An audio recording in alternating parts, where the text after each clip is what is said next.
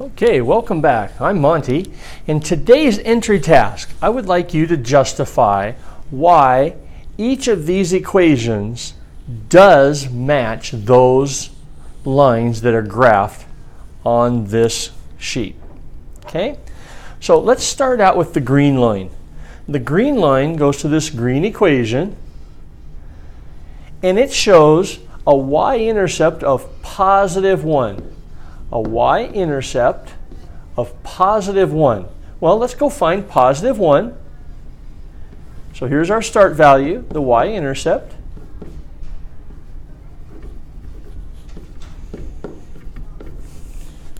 Now let's look at the slope.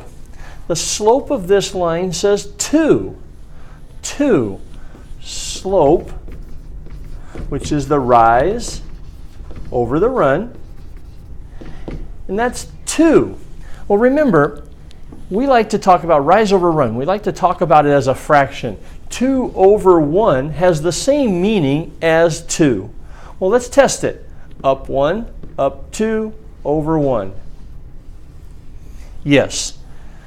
Y equals 2.0x plus 1 does match the equation of this line.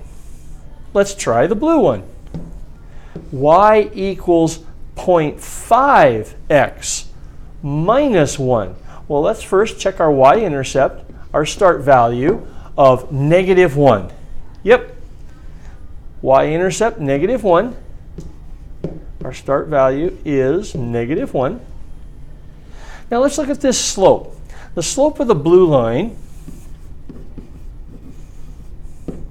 is the rise over the run.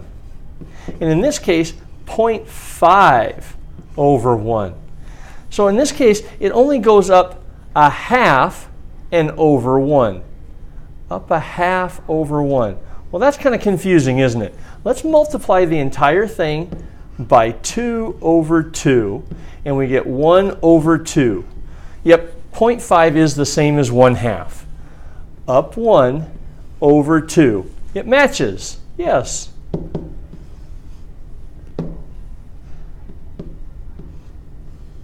And lastly, let's look at the red line.